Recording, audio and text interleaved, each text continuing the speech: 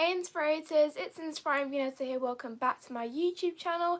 And as you guys can see today is a YouTube live. So whether you guys are logging in, watching this on replay or watching it live right now, don't forget to say hello and kind of let me know how you're basically doing, I guess, during lockdown and how you guys have been dealing with this, because I think the best way we can kind of feel better about this situation is to talk about it with others, whether that be somebody in your household or whether virtually, because we have technology nowadays, so you can always talk to somebody online if you ever have a friend to call or text on your phone. But as you guys can see by today's video, today I'm doing a motivational speaking tag.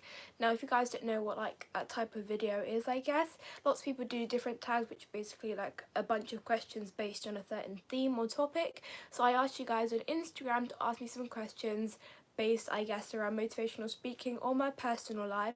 Now, like most of you guys asked me meant like the majority of the questions were about motivational speaking, so that is why I'm doing a motivational speaking tag. But if you guys like me to do like a different tag or a different Q&A based on a different theme, then let me know. But otherwise, if you guys have any questions right now, then comment them down below and I'll be sure to answer them at the end of this video once I finish all the questions I already have prepared from the Inspirators from either YouTube or still from Instagram as well. Hi Grace and Marvelous Wonders, I saw your TikTok. Oh, thank you so much. So I guess we're just going to head straight into this.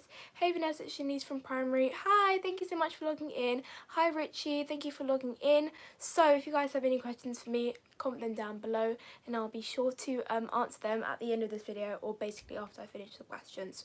So, thank you so much. So the first question is, what got you into motivational speaking?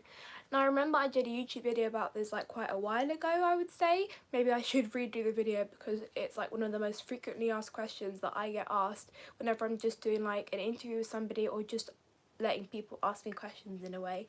So what got me into motivational speaking, I attended an inspirational seminar or like an inspirational event that was based around like personal development and entrepreneurship. So there were a lot of like empowering people at the event, and one of the speakers there was like, hey Vanessa, you should come on stage with me and just say a couple of words.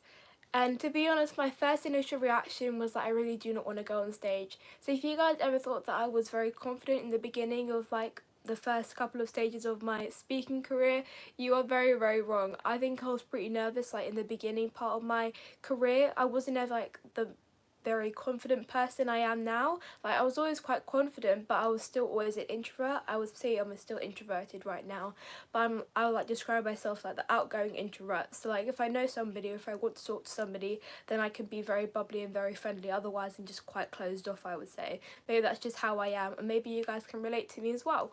But I'm kind of like in the middle of introvert and outrovert, or extrovert, I think that's how you say it. So I actually ended up going on stage, thank goodness, otherwise I would never be where I am today. So I went on stage, said a couple of affirmations because my mum had already started her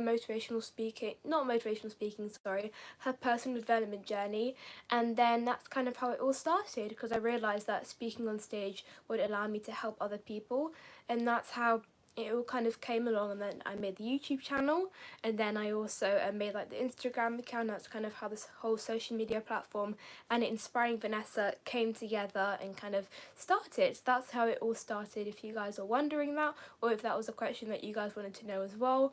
But I probably will do another video about it, just explaining it more in depth, like as a separate video, because I have done one in the past before, but I feel like people are going to scroll down like all the way to like somewhere at the bottom of my channel to find that specific video. So rather than me answering it all the time, then I'll probably do a video about it so people can find out easier that way, for both of us, I guess. So the next question is, what's something you love about motivational speaking? I would say the atmosphere from the audience, like that's secondly I'd say, but like the main thing that I really love about it is like the reactions you get from, or like the impact you make on other people, especially when I'm like speaking to young people and people end up messaging me like the week after, like maybe the day after I speak at the event, and they're just saying like how much it's helped them or how much it's kind of like opened their minds up basically, or like show them a new perspective. And that really means so much to me, just to know that I'm kind of making an impact and an influence, and not like all my hard work is obviously not going somewhere, because now I know, or when I get like I would say, a testimony from somebody else, and I know that I'm doing something right and that I'm going in the correct direction. So I would say always seeing like the feedback from other people and how much it's helped them, or like what I've said has helped them, or like my content or my videos, anything that I kind of post out there that is made to make people, or like to make people happy or just entertain them, then I know that I'm doing something right, and I'm actually doing it for the right reasons and wanting to make people feel happy and actually help others to become more confident. So I would say like the best thing, or like the thing I love the most about motivational speaking, is just getting to help people. I mean, that's the reason why I got started in it in the first place, because I realised that so many young people lack confidence and lack self-love. And if we just start teaching that, or people start coming to schools and teaching that from a really young age, then we won't need to grow up to have issues and problems to do with self-love or to do with self-worth. So that is why I do what I do, basically. So they kind of, I don't know, round up together with the first question as well. But otherwise, like the atmosphere of the audience, I mean, it's quite weird, because if you have a small like audience that I speak in front of, if I spoke in front of a small audience, then it's kind of like you get to have like a one-on-one experience with the other person. Then if it's a big audience, it's like the atmosphere is amazing. So either way, I love both of the atmospheres, or just speaking in front of people. But the main thing that I love the most, or admire the most, or adore the most, is definitely seeing the feedback and how I'm helping the other person. So the next question is, do you ever get bad anxiety before your talks? No, I'm not somebody who deals with like anxiety, but I actually know quite a lot of people who do. But in a way, I can kind of answer this in like a slightly different way. If I get nervous, to be honest, no, I don't really get that nervous when I'm speaking or I'm going to speak on stage. I don't know why. Everybody asks me, oh, how do you not get nervous, like, speaking in front of all those people? I mean, I guess I feel like I always learned that from, like, I would say, like, the first year of doing speaking. Because the first year I was doing it, or, well, the second year, I would say, when I kind of told my whole school about it, and more people started to know about it rather than people just, like, online, or, like, my mum's friends at different events. It's kind of like you start to realise that people are going to have different reactions towards what you do.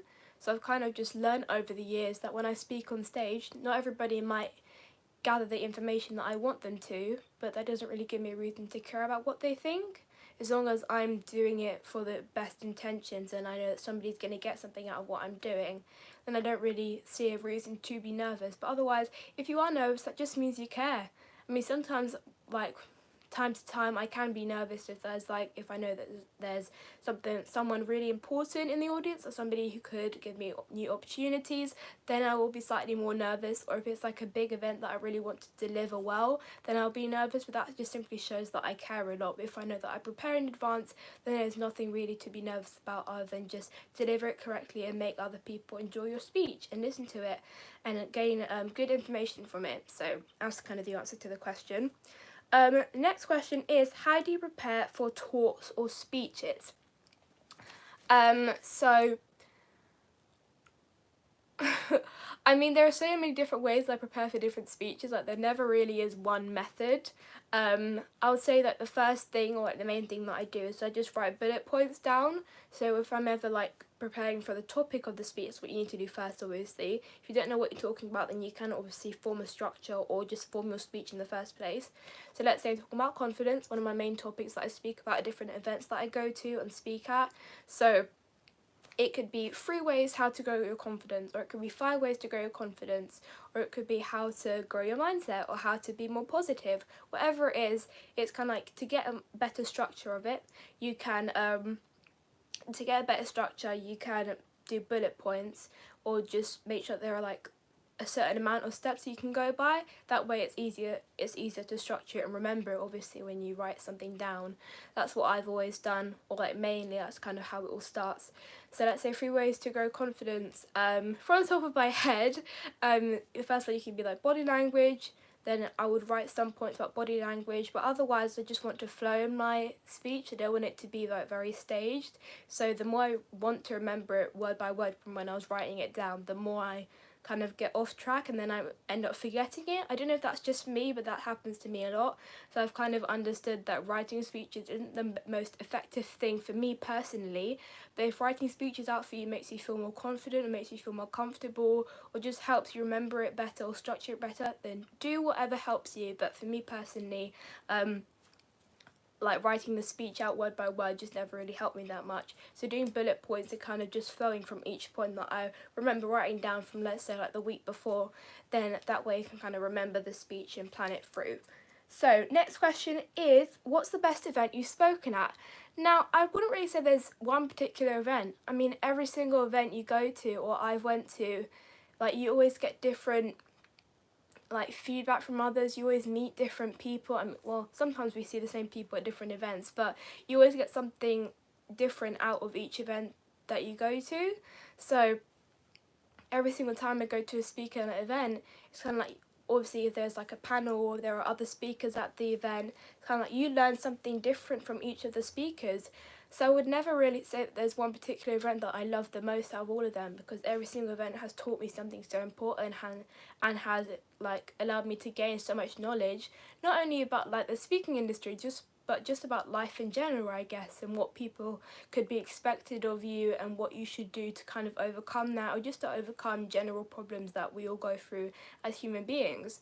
So I would not say that there's one particular event that I love the most, because all of them, like, I'm so grateful that I had the opportunity to go and speak at that event, because I don't know like if somebody in that audience maybe follows me now.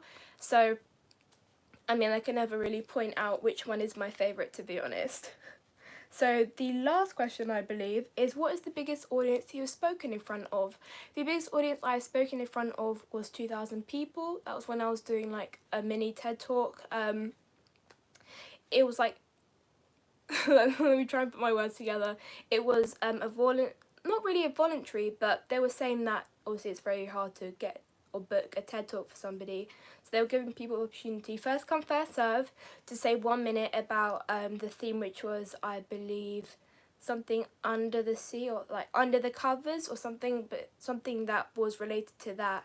So something that's kind of skin deep, you can say. I hope that makes sense, or the way I'm explaining it is correct.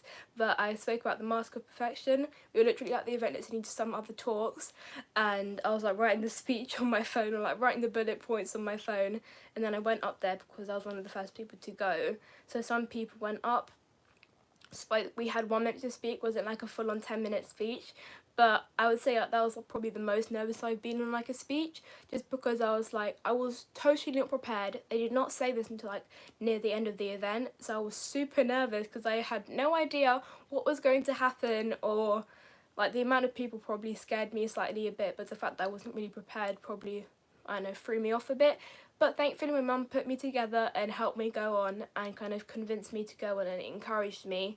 And then I'm really happy that I did, because like you never want to miss an opportunity like that. So that is the biggest audience I've spoken in front of. So otherwise, like the next biggest one will probably be around 1,000 or like 1,500 people. I'm so weird, I say 1,500 or like 1,500 people. So there you go. And I'm just going to see if there are any other comments I can read, otherwise it's coming to the end of this live. Hi Vanessa, nice to see you healthy, and say hi to your mum, stay blessed and stay safe. Thank you, Rebecca, thank you so much.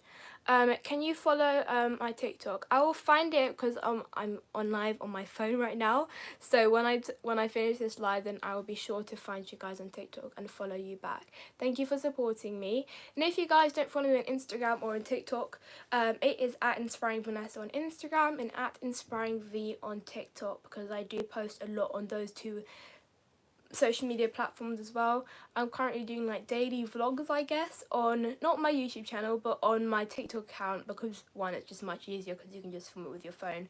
But a lot of great content will be coming out on YouTube as well, because obviously during this time, apart from doing online school, kind of be taking a break, obviously because it's like Easter holidays, so I'm allowed to do that. It's not like I'm stacking off of work on purpose. But apart from like online school, just staying at home and relaxing, I guess. Like, there's still a lot of time to make content for you guys, so a lot of cool videos will be coming out soon, so get ready for those to be coming out. I hope you're all staying safe. I wish all your families and I wish all your family and friends safety and love. And also, yeah, happy Easter for yesterday for those who celebrate it. But without further ado, I'll be seeing you guys on my next YouTube live next Monday at 5 PM GMT time, British time. I'll see you guys there.